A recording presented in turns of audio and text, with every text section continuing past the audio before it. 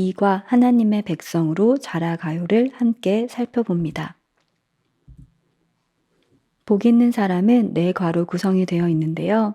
이과는 하나님 백성은 어떤 사람일까에 대한 두 번째 부분, 즉 그리스도인의 특성의 두 번째 부분을 다루고 있습니다.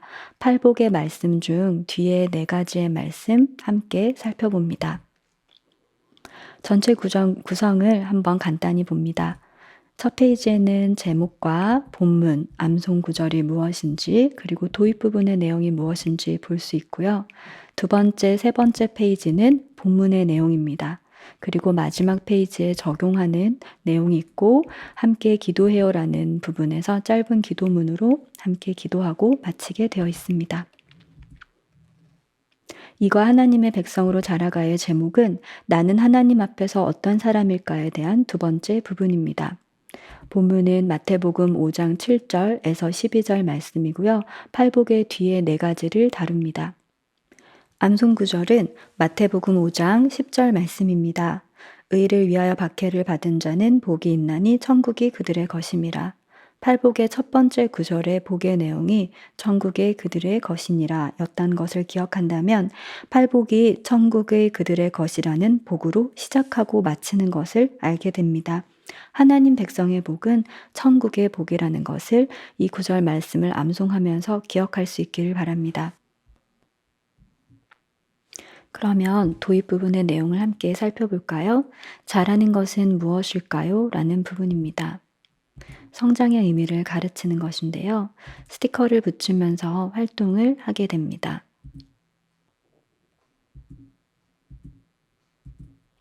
팔복의 말씀에 나타난 하나님 백성의 특성을 뿌리 부분에 먼저 붙일 거예요.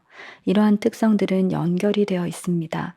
심령의 가난함, 애통, 그리고 온유, 의에 줄이고 목마름 이라는 이러한 특성에서 시작하여 이과에서 배우게 될 긍휼, 청결, 화평, 의를 위하여 박해받음이라는 영적 성장으로 나아간다는 것을 배우게 됩니다. 잎사귀에 자라는 것이 많아져서 잎사귀들이 많아지는 것처럼 하나님의 백성들도 그 내면의 특성이 점차 자라나게 된다는 것을 함께 나눌 수 있으면 좋겠습니다. 작은 식물이 자라는 모습을 보아요. 뿌리를 내리고 줄기가 자라며 잎사귀가 많아져요. 하나님의 백성도 자라갑니다. 라고 말씀해 주시면서 본문의 내용을 시작합니다. 두 번째, 세 번째 페이지의 제목은 하나님의 백성으로 자라가요입니다. 하나님의 백성의 성장의 부분을 다루고 있습니다. 요셉의 삶을 통해 하나님의 백성이 어떠한 사람인지 배워요. 그림은 창세기 37장, 39장, 그리고 50장까지 등장하는 요셉의 이야기입니다. 하나님께서 주신 꿈을 꾸고 형들에 의해 가나안에서 애굽으로 팔려가며 하나님의 섭리로 애굽의 총리가 되고 형들을 다시 만나게 되는 요셉의 이야기 속에서 하나님의 백성이 어떤 사람인지를 알게 됩니다. 세 가지 장면으로 펼쳐지게 되는데요. 각각의 요셉의 처한 상황과 그 이야기들을 먼저 살펴보겠습니다. 첫 번째, 두 번째 그림의 내용입니다. 하나님께서 어린 요셉에게 다스리는 자가 될 것이라는 놀라운 꿈을 주셨어요. 그러나 요셉은 형들의 미움을 받아 애굽의 종으로 팔려갔어요. 억울하게 감옥에도 가게 되었어요.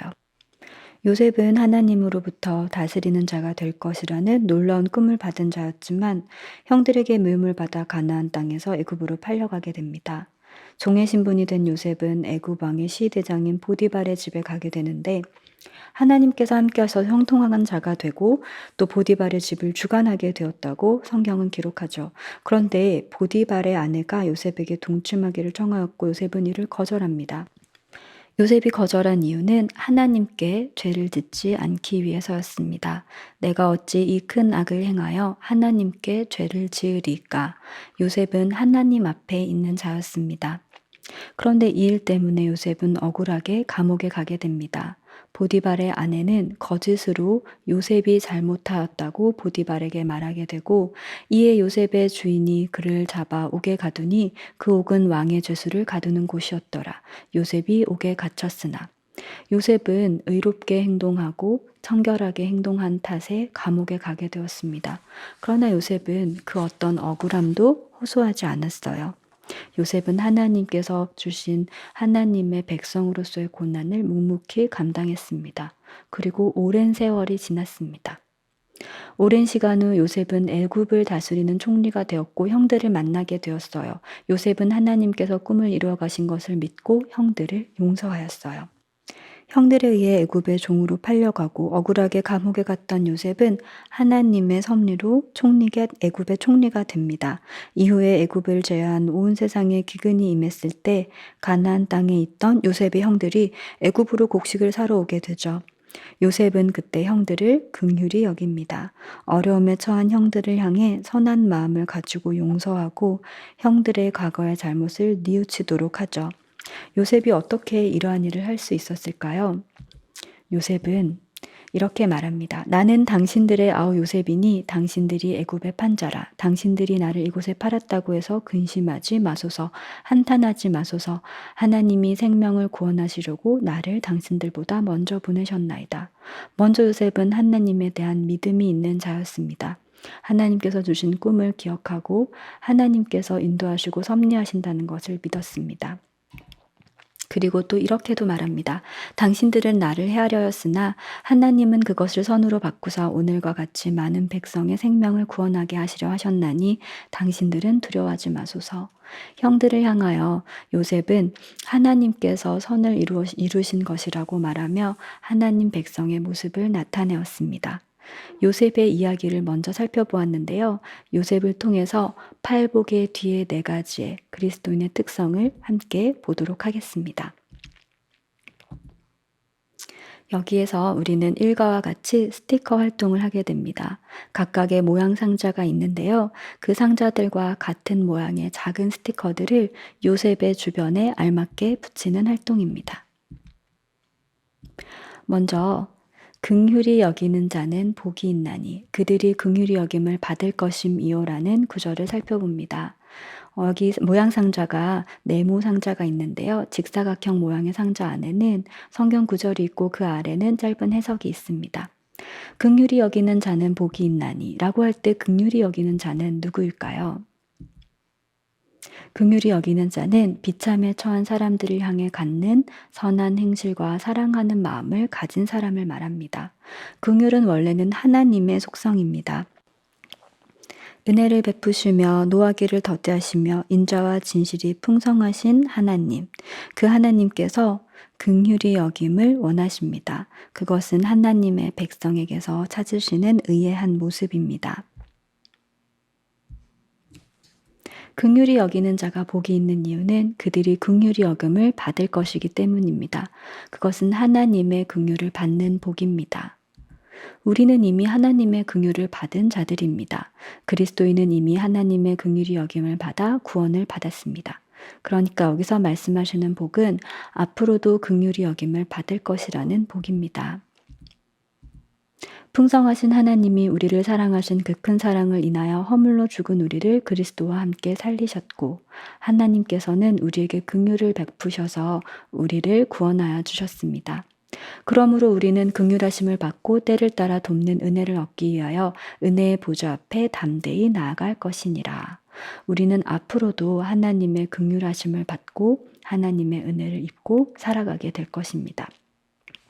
긍휼히 여기는 자, 이 긍휼의 하나님의 특성의 네모 스티커는 형들을 용서하고 그들에게 선한 마음으로 그리고 사랑하는 마음으로 선한 행실을 베풀었던 요셉의 모습에 긍휼 스티커를 붙이겠습니다. 요셉은 하나님의 섭리를 고백하며 하나님의 긍휼을 받은 자로서 하나님께서 만나게 하여 주신 그 형들을 위로하였습니다. 요셉은 형들에 대한 원한을 갖지 않고 그들을 용서하고 긍휼을 베푸는 자였습니다. 그리고 팔복에서 6번째 말씀은 마음이 청결한 자는 복이 있나니 그들이 하나님을 볼 것이며입니다. 마음이 청결한 자란 믿음으로 마음이 깨끗한 자를 말합니다. 예수 그리스도와 연합하여 성령을 통해 내면이 깨끗하여진 자를 마음이 청결한 자라고 할 수 있습니다. 외적, 의식적, 종교적인 청결이 아니라 내적인 청결을 말합니다. 거룩한 행실의 근원이 되는 그 마음이 깨끗한 사람을 마음이 청결한 자라고 합니다. 마음이 청결한 자에게는 복이 있습니다. 복이 있는 이유는 그들이 하나님을 볼 것이기 때문입니다. 하나님을 보게 된다는 뜻인데요. 직접 눈으로 보게 될 것이라는 놀라운 복입니다. 하나님을 보게 될 복이란 이 땅에서는 믿음으로 보는 것처럼 보지만 장차 하나님을 직접 보게 될 것이라는 소망을 말합니다. 성경 구절도 이것을 말씀해 주고 있습니다. 여호와는 의로우사 의로운 일을 좋아하시나니 정직한 자는 그의 얼굴을 배우리오다. 하나님의 얼굴을 보는 것만큼 큰 복이 있을까요? 그런데 청결한 자에게는 이러한 복이 주어집니다. 그때에는 얼굴과 얼굴을 대하여 볼 것이요 지금은 내가 부분적으로 아나 그때에는 주께서 나를 아신 것 같이 내가 온전히 알리라. 히브리서 4장 16절 말씀입니다. 하나님의 백성들은 장차 하나님을 직접 보게 될 것이라는 장래의 소망을 가지고 살아가게 됩니다. 하나님의 영광, 위엄, 존귀, 부요하심, 아름다우심, 사랑, 자비를 직접 눈으로 보게 될 것입니다. 청결한 자, 예수님과 연합하여서 그 내면이 깨끗하고 성령을 통해서 그 내면이 깨끗하여진 자, 거룩한 행실을 행하는 자, 그 내면에 하나님 앞에 죄를 싫어하고 죄를 짓지 않겠다고 말하는 자. 이 동그라미 스티커는 요셉이 보디발의 아내에게서 고난을 받을 때 그때 하나님 앞에서 죄를 짓지 않겠다고 했던 그 장면의 모습에 스티커를 붙여주시면 되겠습니다.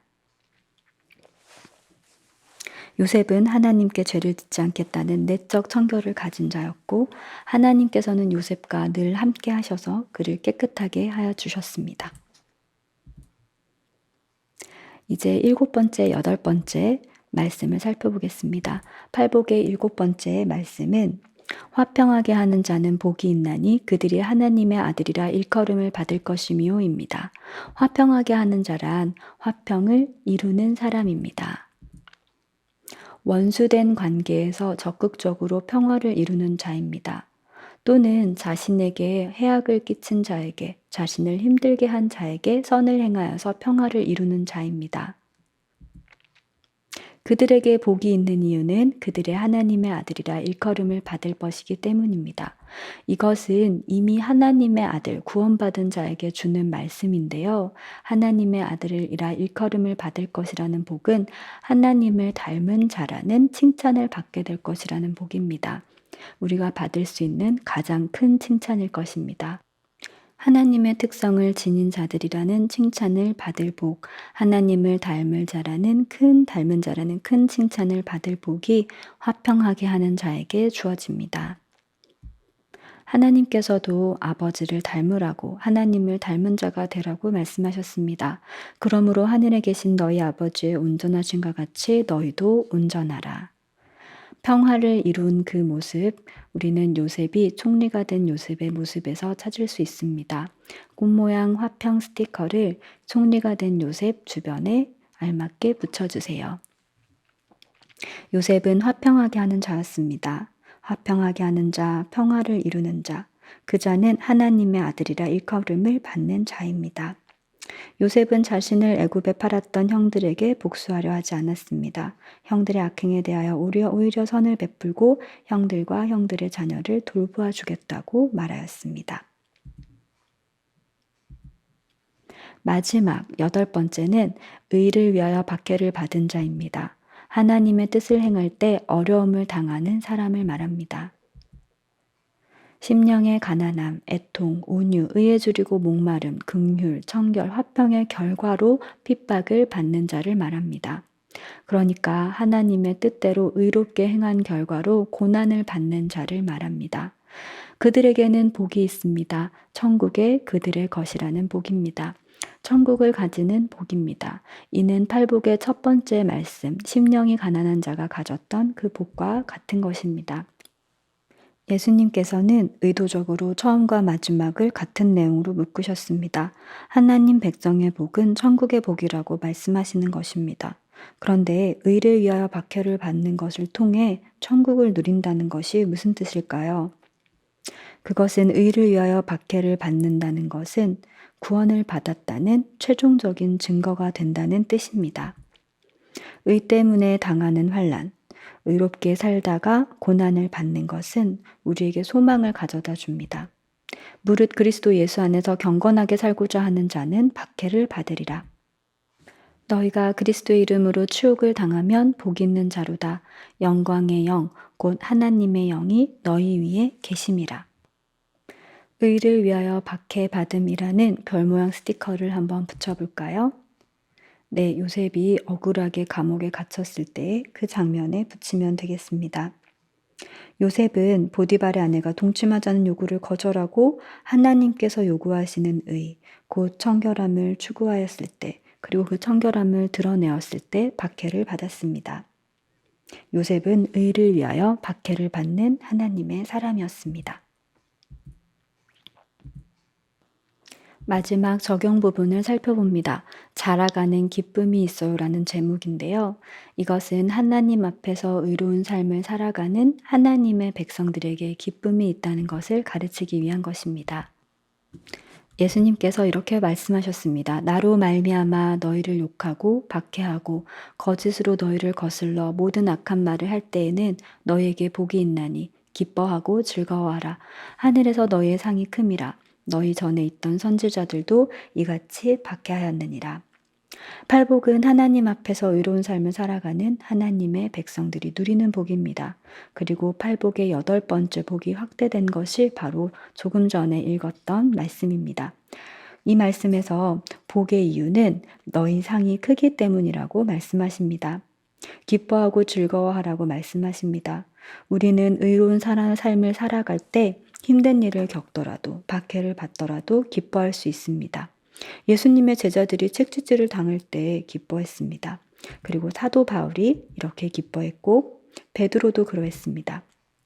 만일 너희의 믿음의 재물의 섬김 위에 내가 나를 전제로 드릴지라도 나는 기뻐하고 너희 무리와 함께 기뻐하리니 죽음이라는 고난을 당할지라도 기뻐할 것이라고 말했습니다. 오히려 너희가 그리스도의 고난에 참여하는 것으로 즐거워하라. 이는 그의 영광을 나타내실 때에 너희로 즐거워하고 기뻐하게 하려 함이라. 그러니까 자라가는 기쁨이 있어요 라는 말은 사실은 하나님의 백성들이 모든 상황에서 기쁨으로 자라간다는 말입니다.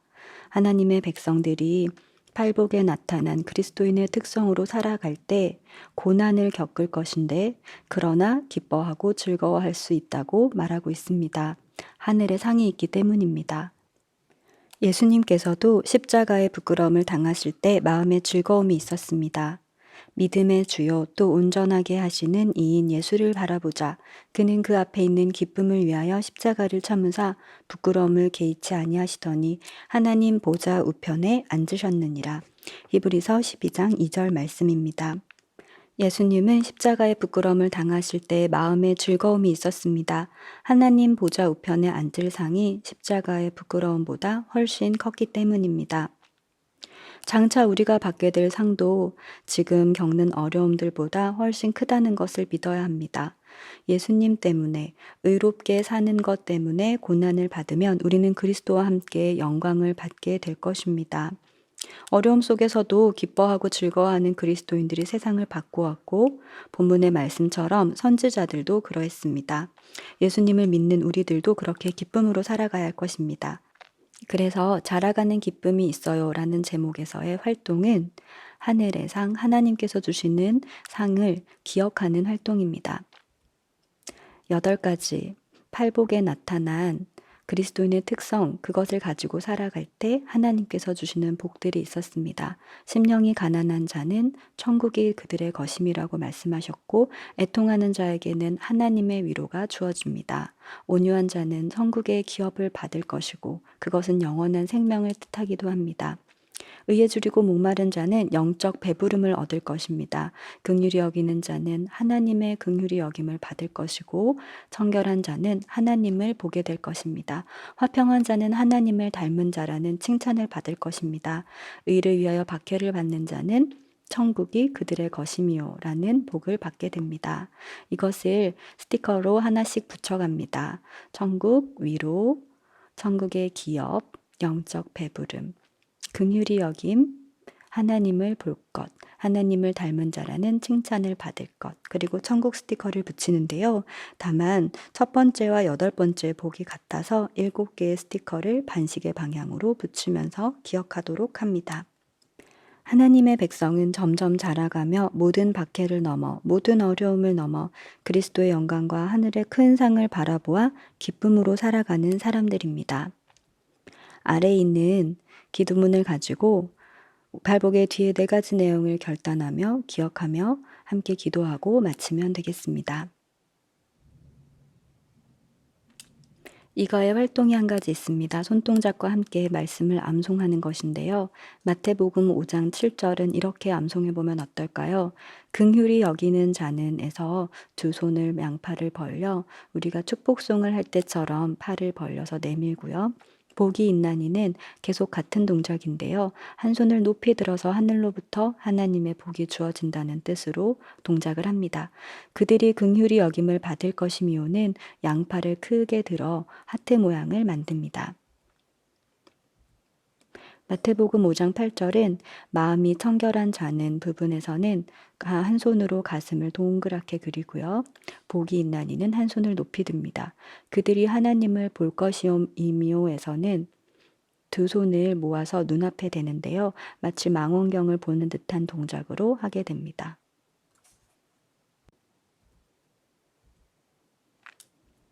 마태복음 5장 9절은 화평하게 하는 자는에서 양팔을 옆으로 벌립니다. 그리고 복이 있나니 한 손을 높이 들고요.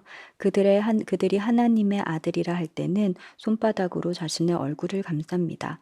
일컬을 것이미오에서는 큰 소리를 낼 때처럼 두 손을 모아서 입 가까이 대서 외치는 동작을 합니다.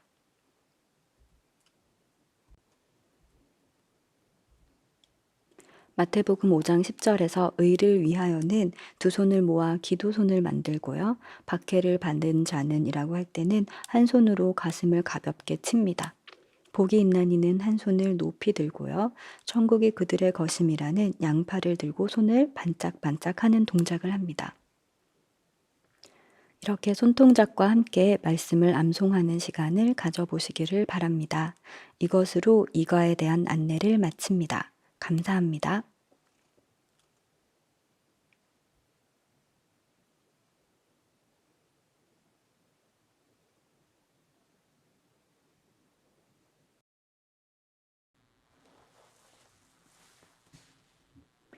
(2020년) 합신교육